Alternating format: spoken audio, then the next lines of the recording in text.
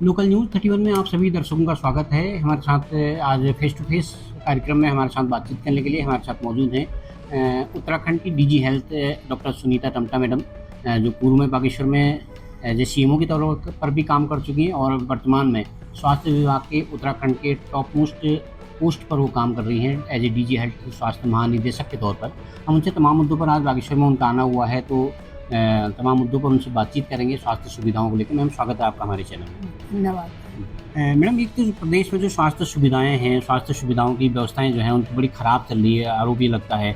Doctors नहीं है, ambulance नहीं है, तो कैसे स्थिति में सुधार होगा? क्योंकि आप इतनी बड़ी पोस्ट पर अभी हैं। देखिए, जैसे कि आप लोग को पता ही होगा कि हमारे पूरे राज्य में डॉक्टर्स की कमी है, लेकिन विशेषज्ञों की ज़्यादा कमी है। और एमबीबीएस तो डॉक्टर हमको मिल ही जाते हैं। जी, और लेकिन ये हमारी डमना है कि जो एमबीबीएस डॉक्टर आते हैं वो तुरंत पीजी के लिए भी चले जाते हैं, पोस्ट ग्रेजुएशन के लिए। जी, तो इसलिए ये वैकेंट जो आपको लगता है कि भी आते हैं और ये फिर तुरंत जाते हैं, तो नेचुरली धरातल में ये थोड़ा कमियाँ इनकी रहती हैं। जी, तो जल्दी ही मैं आपको बताना चाहूँगी कि हमारे राज्य को 220 डॉक्टर अभी मिलने वाले हैं। ये इधर ही 1 महीने के अंदर, उससे पहले ही अपॉइंटमेंट हो जाएंगे। जी, और बागेश्वर में भी हम लोग ने 15 से 20 के टोटल डॉक्टर्स भेजे हुए हैं।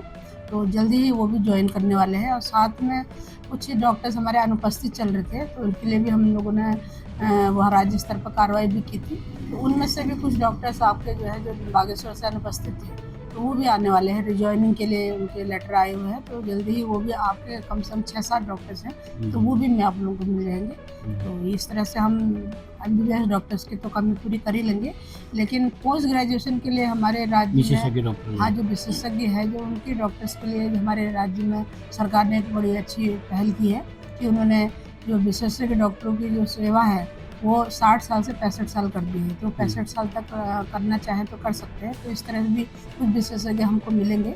और बीच में जैसे कि ये हुआ था कि संविदा हमारी बंद हो गई थी, जो हम लोगों को राज्य में पहला मंगलवार और चौथा मंगलवार को हम इंटरव्यू करते थे। जी, तो किसी वजह से वो बंद हो गया था, लेकिन उसमें भी हमको अब हरी झंडी मिल गई है। तो हमारे चीफ सेक्रेटरी सर ने बोल दिया कि अब हमारे लिए ये ऑप्शन है कि डॉक्टर्स के लिए, क्योंकि कमियाँ हैं पूरे राज्य में, तो इसलिए विशेषज्ञों के लिए स्पेशली हम लोग जो है ये संविदा जो इंटरव्यू है वो फिर से शुरू करने जा रहे हैं। तो जल्दी ही उसमें भी हमको कुछ डॉक्टर्स मिलेंगे।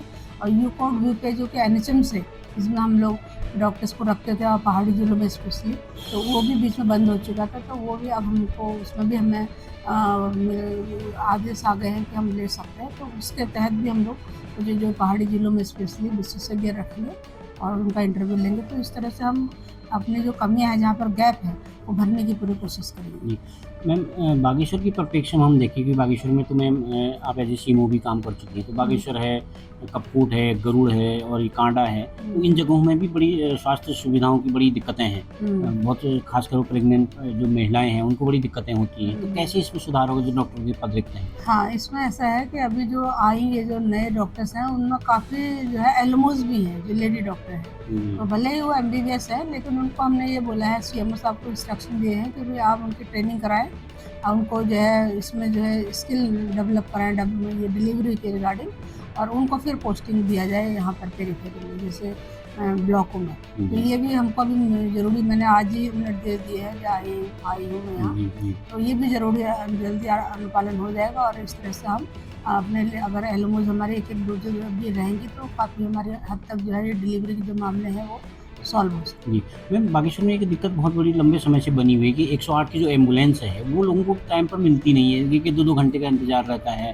कई मरीज़ उसमें दम तोड़ रहे हैं, हैं। तो बहुत शिकायतें रहती हैं। तो कैसे इसको सुधार होगा मैम? हाँ, इसमें भी एक केस, लेकिन बीच में आपने, आपको भी पता ही होगा कि बच्चे का मामला था शायद, हाँ, वो वहाँ आर्मी भी पर्सन का कोई। आर्मी पर्सन का जो बच्चा था, वो यहाँ से रेफ़र हुआ था। थोड़ा लेट एम्बुलेंस मिली, बच्चा भी सीरियस ही था वो। जी, और लेकिन उसके साथ-साथ कुछ और प्रकरण भी हमारे संज्ञान में आए हैं। जी, तो इसमें हमारे जो उस समय की जो घटनाएँ हुई थी, तो यहाँ पर इसको 108 को कड़क आदेश हम लोग ने दिए थे कि भई अपना जो है उसमें कार्यप्रणाली में सुधार करें।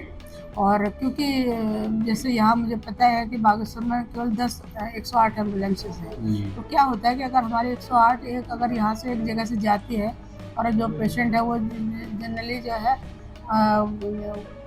जनरली जो है ज़्यादा दूर हम यहाँ से या तो हल्द्वानी भेजेंगे या अल्मोड़ा भेजते हैं। तो काफ़ी समय, एक अगर एम्बुलेंस जाती है तो उसको 4-5 घंटा तो मिनिमम जो है लगता ही है आने में, क्योंकि वहाँ जाएगी उसके बाद आएगी, तो कम से कम आप लगा लीजिए इतना टाइम हमारा लगेगा। तो इससे भी ये भी संज्ञान है, क्योंकि 108 भी थोड़ा कम है, और जो जाती है तो टाइम से, क्योंकि इतना लंबा सफ़र है तो वो नहीं कर पाती। तो उनकी इसका भी कंडीशन भी बड़ी खराब हाँ, है। बाकी कंडीशन जो एम्बुलेंस जो है ना, एक आध तो ऐसी हाँ, टकरा गई, उसमें मरीज भी संकट में है और ड्राइवर भी संकट में है, जो उसके हाँ, तीमारदार है वो भी संकट में है। तो उसका भी उनकी कंडीशन। संज्ञान उसका भी संज्ञान मैंने लिया है। लेकिन आज हमने 108 वालों से भी बात की, और मेरे संज्ञान में भी आया है कि यहाँ से जो है 5 एम्बुलेंस जो है जो बहुत ही पुरानी है, उनको चेंज करा गया। तो उसमें हमने निर्देश दिए हैं 108 वालों को, जो कैंप हमारी संस्था इसको चला रही है। तो मेरी अभी बात भी वार्ता भी हुई है। तो हमने ये बोला कि आप जो प्लेन एरिया में है उसमें आप ये एम्बुलेंस रखिए, जो इस टाइप की है, जो काफ़ी लंबी समय डिस्टेंस चल चुकी है, और यहाँ थोड़ा-सा नए वालों को दें, क्योंकि पहाड़ी ज़िला है। तो इस तरह से हमारी वो बात हुई है, तो ये जल्दी ही सॉल्व हो जाएगी। और साथ में इसका नया टेंडर भी हम लोग डालने वाले हैं राज्य स्तर पर। तो उसमें हम लोगों ने कुछ एम्बुलेंसेस नई भी खरीदी हैं 60 के आसपास। मतलब ये प्राविधान रखा है ताकि हमारे स्पेशली जो दूरस्थ जनपद है कि यहाँ बैकअप में रहे। मतलब एक न कम से कम 2 या 3 एम्बुलेंस बैकअप में रहे, जहाँ से अगर कोई जाती है तो तुरंत वो वाली जो है बैकअप वाली यहाँ खड़ी हो जाए। तो इससे क्या होगा कि ये प्रॉब्लम काफ़ी हद तक सॉल्व हो जाएगी। तो इस तरह के हम लोग नया टेंडर भी करने जा रहे हैं, तो जल्दी उसमें भी कार्रवाई हो जाएगी, और मेरे ख्याल से ये जो प्रॉब्लम है ये सॉल्व हो जाएगी। जी, नहीं वो जो बच्चे वाला मामला था, जो बच्चे की डेथ हो गई थी, आर्मी हाँ। पर्सन का बेटा था, तो उसमें क्या जाँच हो रही मैम? उसमें कुछ कार्रवाई तो हुई थी? हाँ, उसमें ऐसा है, एक्चुअली उसने कंप्लेन करी थी कि डॉक्टर्स का व्यवहार भी ठीक नहीं था, पहली बात। और दूसरा जो है एम्बुलेंस थोड़ा लेट पहुँची, 2 कंप्लेन थी उसकी। तो एम्बुलेंस के लिए तो फिर हमने सारा पूरा स्टाफ यहाँ चेंज कर दिया था, कि जो कंप्लेन आई थी। तो अब मैंने आज फीडबैक लिया, तो ये आया कि अब थोड़ा-सा पहले से बेटर है, और वो उन्होंने सारा स्टाफ भी बदल दिया है, जो पहले का स्टाफ था। और दूसरा ये है कि उसके जो मेन जो उनके अटेंडेंट की प्रॉब्लम थी, वो थी ये डॉक्टर्स के लिए, जो उनका व्यवहार ठीक नहीं था। तो उसके लिए हमने बहुत कड़क चेतावनी भी दी है, बल्कि हमने अटैचमेंट भी यहाँ से काट दिया था अन्य जगह। तो इसमें जाओ अभी, बल्कि यहाँ से स्पष्टीकरण भी लिया गया था, तो वो भी अभी हमने लिया है। तो इसमें थोड़ा ये सीएमओ को भी हमने कड़क निर्देश दिए थे कि वे वहाँ जाके कम से कम मीटिंग लें, व्यवहार कम से कम अपना मरीजों के लिए अब सही रखें, और जो इस तरह से करता है उसको कड़क से कड़क जो है चेतावनी दें, और उसके लिए एक्शन उठाएं। तो ये हमारी हुआ है, इसमें कार्रवाई हुई है, तो ताकि आगे के लिए ये चीज़ें रिपीट ना हो। मैम कि जिला अस्पताल जो बना है, जिला अस्पताल की टॉप फ्लोर में 1 करोड़ों की लागत से आपने एक ढांचा तो खड़ा कर दिया सरकार ने या विभाग ने, लेकिन उसका कोई यूटिलाइज़ेशन नहीं है, कोई उसका उपयोग नहीं हो रहा है। बाकायदा वो नीचे टपक रहा है, और नीचे वार्डों में भी और कमरों में भी सीलन आ रही है, करंट तक फैल जाता है। तो ये क्या ज़रूरत थी? आरोप ये लग रहा है कि उतना पैसे का आपने मिसयूज़ किया, दुरुपयोग किया। ऐसा है, ये गवर्नमेंट ये हमारी भारत सरकार की योजना थी, कोविड के समय था ये, कि कोविड वार्ड बनाया जाए अलग से, क्योंकि जगह नहीं थी। तो इसलिए, क्योंकि वहाँ आपने पता देखा होगा कि डिस्ट्रिक्ट में जगह नहीं है, छत में ही वो जगह चिन्हित करी थी। लेकिन हाँ, ये है कि जो आप बता रहे सीलन आई है, वही मेरे को संज्ञान में आया कि वहाँ से शायद पानी टपक रहा है, और जिसकी वजह से और भी जो दीवारें हैं उनमें पानी आ रहा है। तो ये मैंने संज्ञान लिया है, और ये जो कंपनी जिसने काम किया है, तो हालांकि हमने और जगह से भी ये कंप्लेन आई है, और राज्यों में भी, और राज्यों के और जिलों में भी आई है। तो उसके लिए हमने उनको, लेकिन उनका पेमेंट भी रोका हुआ है। तो अब यहाँ के लिए भी मैंने अभी संज्ञान ले लिया है, तो तुरंत मैं यहाँ से जाते कार्रवाई भी करूँगी कि भाई कम से कम वहाँ ठीक करके आए। जो बन गया हो तो ठीक है, लेकिन उसको चलाने के लिए उसमें तो रैंप हमको लगाना पड़ेगा, या लिफ्ट का प्राविधान रखना पड़ेगा, क्योंकि वहाँ मैंने देखा कि सीढ़ियों से तो कोई मरीज जा नहीं सकता इतना ऊंचाई पर। तो हम लोग को यह है कि लिफ्ट के लिए या तो फिर राज्य से पैसा वो लेना पड़ेगा, या कहीं से हो जाए तो एस्टिमेट करके वो मिल जाएगा। तो जल्दी ही ये चीज़ में संज्ञान लिया है कि इसको भी हम लोग यूटिलाइज कर सकें, ताकि वहाँ लिफ्ट या इस तरह से अगर हम वो बनाए, रैम बनाए, तो मरीज वहाँ जा सकते हैं। जी, मैंने कि आखिरी सवाल आपसे कि एक बागेश्वर के मंडल सेरा में एक ट्रांजिट हॉस्टल आपने बनाया था, मतलब करोड़ों की बिल्डिंग है, लेकिन वो पूरा मिसयूज हो रही है, उसमें कोई उपयोग ही नहीं है, तो बिल्डिंग भी खराब हो रही है, कैसे उसका सदुपयोग हो सकता है? हाँ, इसके लिए ये 2014 से पहले की बात है ये। ये काफ़ी साल हो गया है, तो इसमें हम लोगों ने लेकिन ये जो कार्यदायी संस्था है जी।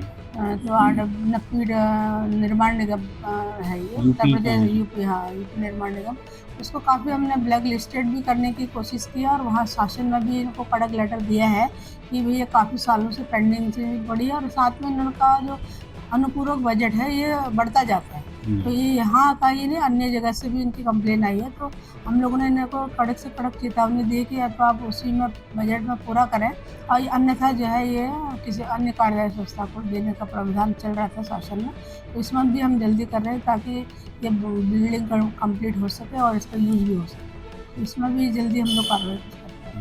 थैंक यू मैम, आपने बातचीत के लिए वक्त निकाला, बहुत बहुत धन्यवाद। थैंक तो यू। आपसे हमारे साथ बातचीत के लिए डीजी हेल्थ उत्तराखंड की डॉक्टर सुनीता टम्टा मैडम, जिनका स्पष्ट मानना है कि बहुत सारे डॉक्टर्स अभी मिलने वाले हैं, तो डॉक्टर के रिक्त पदों की जो समस्या है वो जल्दी सॉल्व होगी और साथ ही अन्य जो समस्या है उन पर भी उन्होंने संज्ञान लिया है, जल्दी उनके सुधार की पूरी कोशिश की जाएगी।